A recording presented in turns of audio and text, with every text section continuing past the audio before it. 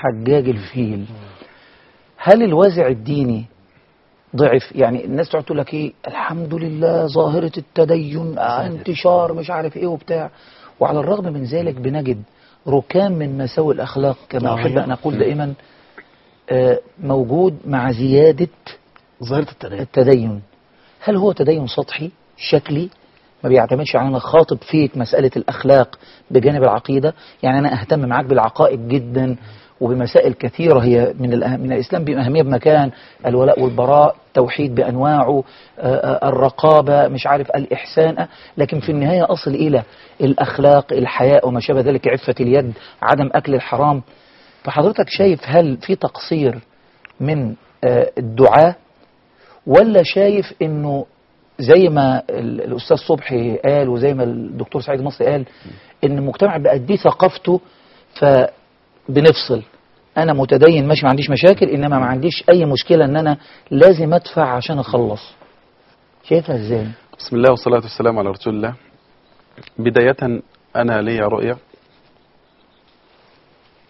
الوازع الديني، غياب الدين، بداية غياب الدين وبعض أحكام الفقه عن كثير من الناس أو الجمهور اللي عايش. غياب الدين وبعض أحكام الفقه، كثير من الناس ما بيعرف إيه الحكم الفقهي أو إيه حكم الرشوة، إذا كان راشي أو مرتشي.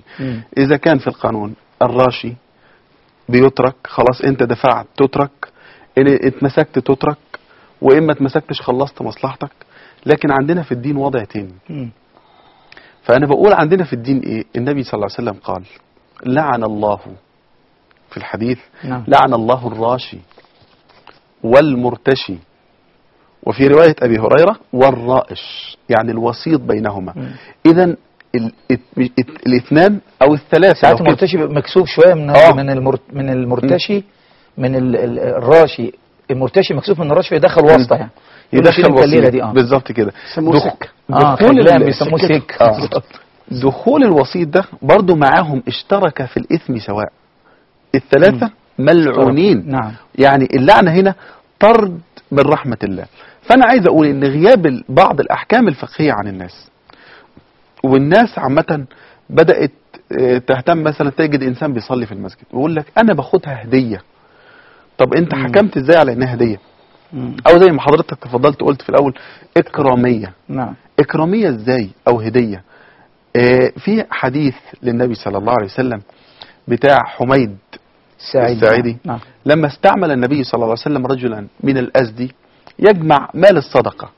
هذا الرجل بيجمع مال الصدقة، ولما قدم للنبي صلى الله عليه وسلم قال هذا لكم وهذا لي، انتوا ده بتاعكم وده بتاعي أنا. فيقوم سيدنا النبي صلى الله عليه وسلم يغضب غضب شديد ويقول أفلا جلس في بيت أبيه أو بيت أمه أكان يهدى إليه؟ لو كان قاعد في بيت أبيه أو أمه أيهدى إليه هذه الهدية؟ استغلال المنصب من أجل تحصيل مال ليس من حقه. نعم. هنا والنبي صلى الله عليه وسلم يوضح يقول لك إيه؟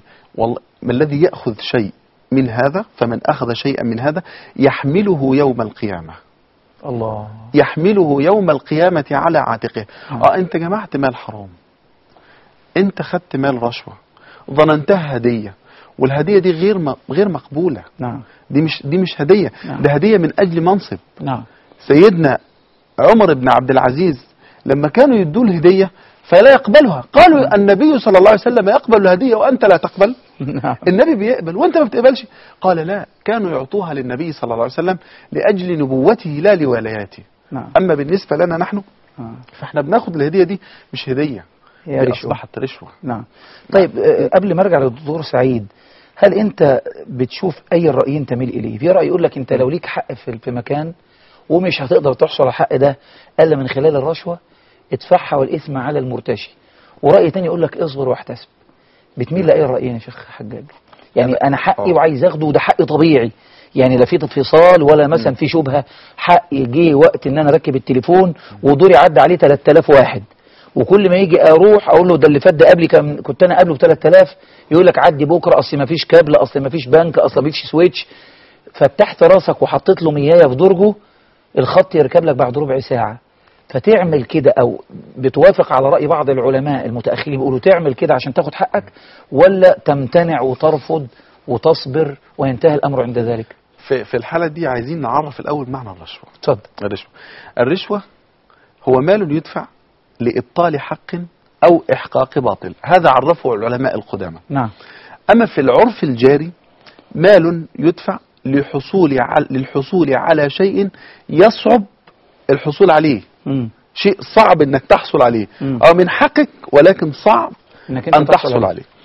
اما هذا الامر اللي انت عايز تحصل عليه اما جائز شرعا وقانونا او غير جائز شرعا وقانونا.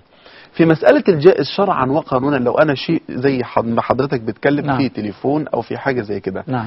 انا باخد رخصة الدور عند بتوع الاحياء، او اخد رخصة الدور، ربنا خفيف عليهم يا رب. هو يعني المسألة بقت متفشية وبقى خطر في المجتمع، يعني وهذا خطر يسبب انهيار اخلاقي بصورة لا تتخيلها حضرتك. نعم. لان بيجعل في هذا المرتشي الطامع، نعم. وفي الرائش والذي يرشي الراشي، نعم. الراشي نفسه بيجعل منه يعني عدم كفاءة. نعم. ولا يحاول أن يبحث مثلا عن الشيء بأصله. فأنا أرى إذا كان الإنسان يستطيع أن يستغني عن هذا الأمر فلا يدفع. فلا يدفع. أما إذا كان لابد من هذا الأمر رد حق أو رد مظلمة عن نفسه أو رد حق دفاعا عن نفسه أو عن دينه أو عن ماله، نفسه ودينه وماله، فيدفعها والإثم على الآخذ. نعم. وفي ذلك نستدل بذلك بحديث عبد الله بن مسعود رضي الله عنه. نعم. سيدنا عبد الله بن مسعود لما أخذ بأرض الحبشة، نعم. إيه اللي حصل؟